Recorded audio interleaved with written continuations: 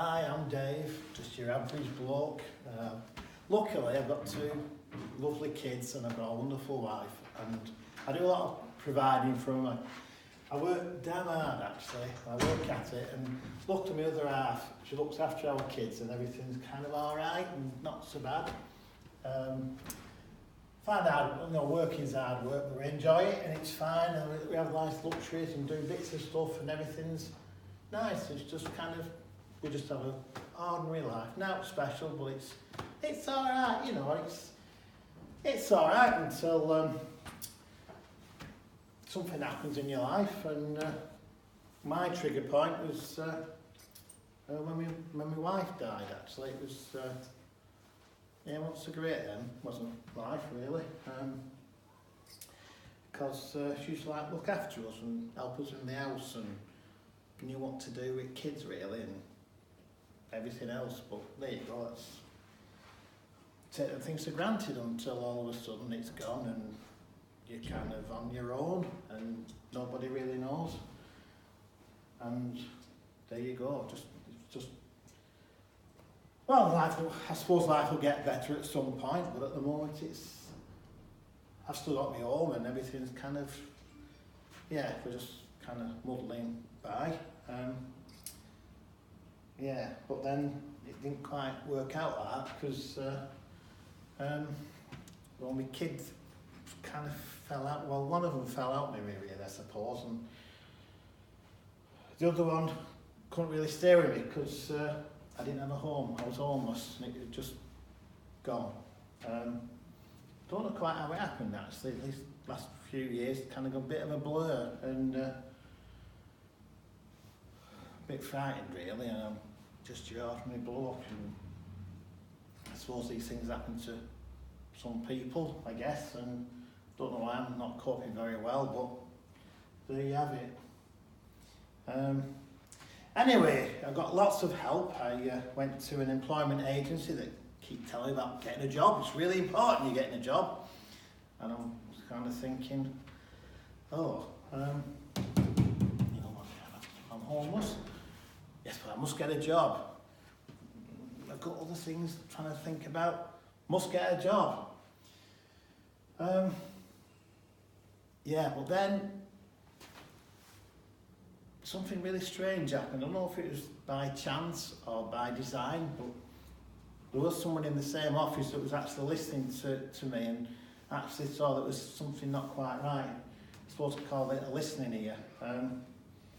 I think I was very lucky really at that point because I was very lonely and I had to find a job, as I was keeping told, and I thought for one. This person realised I was not in the best place. And they said, I'm part of a team that works together and helps people, and I can tell you're kind of struggling a little bit, and, there's some helping hands out here, but, we'll see you in the morning. And is that all right? And I said, of course it's all right. He says, because I'm not used to the kind of helping hands that it was quite emotional for me because I've never quite been in that place where suddenly someone was listening to me, because when you're kind of homeless and on your own, people don't they don't listen to you, do they? In fact, do you exist? My daughter cares about me. She's at uni. I'm dead proud of her, really proud of her. But she's worried to death about me, and it's not helping her because she's living somewhere else at the moment, and it's a bit mad busy there, and it's hard for her to study, which is difficult enough. And then there's this huge bit about her worrying about me too. So I was kind of hoping it'll all come together. But I'll do a day at a time because that's how I live now. So anyway, this helping hand, something very simple, someone listened to me. I went next morning, I thought, what have I got to lose, someone might help me. And they did, because they realised I was alone, I was scared, I was frightened, and I needed somewhere to live, and I was hungry, and I was in a difficult place. So they just listened to me and realised I didn't have any money. They realised I was on my own and linked us into things. So they made sure I went to things, and I thought, well, I might as well, because what else is to do during the day?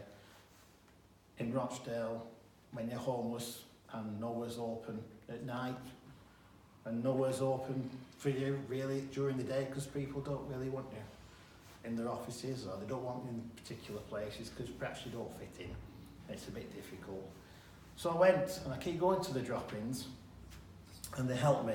They link me in with other people, because other people come to the drop-ins as well who work with the homeless, and they've helped me to find out. I know where to go every night now for somewhere to eat. Might not seem much to you, but damn big thing for me, because I was hungry. And I'm walking around a lot, so I'm losing loads of weight, and my shoes are like wearing thin, but they still listen to me. I said, come on, come to the drop-in. And they helped me with an housing application, which was an everyday thing for them, but for me it was massive because I didn't know quite how to fill it in. I was a bit worried about what to put and how to do it. And they helped with all the simple things. They linked me to people, they've helped me with housing, and I just carried on. And I still had nothing much to do, and I was keep moved from sort of different hostels and things because it was a bit difficult, and I found that quite tough. But I had something that was steady in my life, which was like the drop-ins and the people that I got to know there. And eventually we ended up with a house. I got a house, they found me one. I was dead chuffed. But it needed loads doing to it because I got the house, it was like empty and there was like nothing on the walls, it was a bit. But by God, did that mean such a lot to me. I had my own place. I didn't think that was ever going to happen, but it did. And I got there, and well, we're a couple of months down the road now, and I'm quite proud really because I've decorated, and it looks pretty good really. And my daughter was worried about me. She's back with me because there's room for us both now, and there's a lot of love there, and we've missed each other. But it wasn't for them people that just listened for me, it would have never happened. And what's more important than that? Well, I'm trying to give a bit back as well, so I go and help at the local co-op, and I do things like cook food for people, because I know what it meant to me. And I'm part of this other thing to do with the council as well, where they get local people together to try and talk about what's happened and what they can do.